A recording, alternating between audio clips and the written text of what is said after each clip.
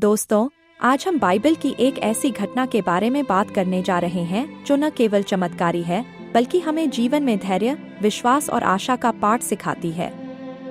यह कहानी बाइबल के नए नियम में यूहन्ना के सुसमाचार में मिलती है। यह कहानी उस व्यक्ति की है जो 38 वर्षों से लकवा की बीमारी से ग्रस्त था और बेतस्दा नामक कुंड के पास बैठकर अपने ठीक होने का इंतजार कर रहा था। लेकिन जब यीशु मसीह वहां पहुंचे तो उस व्यक्ति का जीवन हमेशा के लिए बदल गया। तो आइए अब कहानी शुरू करते हैं। यरूशलेम में एक स्थान था जिसे बेतस्दा का तालाब कहा जाता था। इस तालाब के बारे में ऐसी मान्यता थी कि स्वर्गदूत कभी कभी आकर इस कुंड के पानी को हिलाते थे और जो व्यक्ति सबसे पहले उस हिलते पानी में प्रवेश करता वह स्वस्थ हो जाता था। इस तालाब के पास एक व्यक्ति 38 साल से अपनी बीमारी के साथ पड़ा हुआ था। वह लकवाग्रस्त था और खुद से तालाब में नहीं उतर सकता था।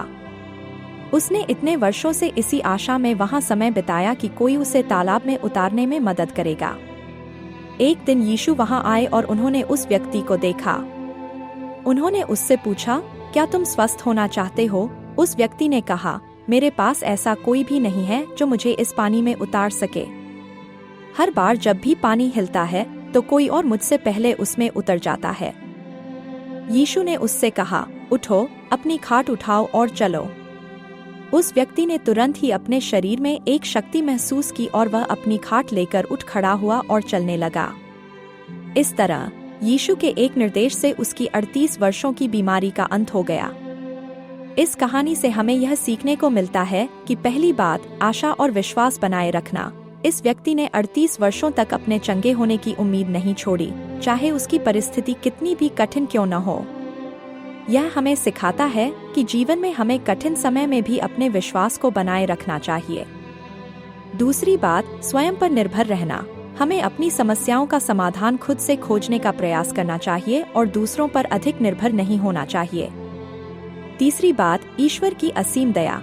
यह कहानी दर्शाती है कि ईश्वर की कृपा और प्रेम से जीवन की असंभव सी लगने वाली कठिनाइयां भी दूर हो सकती हैं। जब हम प्रार्थना करते हैं और ईश्वर पर विश्वास रखते हैं तो वह हमें सही समय पर मार्गदर्शन देते हैं।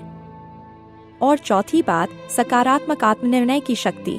यीशु का व्यक्ति से यह पूछना कि क्या तुम स्वस्थ होना चाहते हो, हमें यह सिखाता है कि अपने जीवन में बदलाव लाने के लिए पहले हमें खुद निर्णय लेना होता है।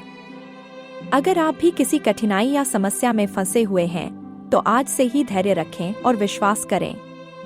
आपकी जिंदगी में भी बदलाव का क्षण आ सकता है। इस प्रेरणादायक कहानी को अपने दोस्तों और परिवार के साथ शेयर करें। अगर आपको ये वीडियो पसंद आया हो तो लाइक और चैनल को सब्सक्राइब करना न भूलें।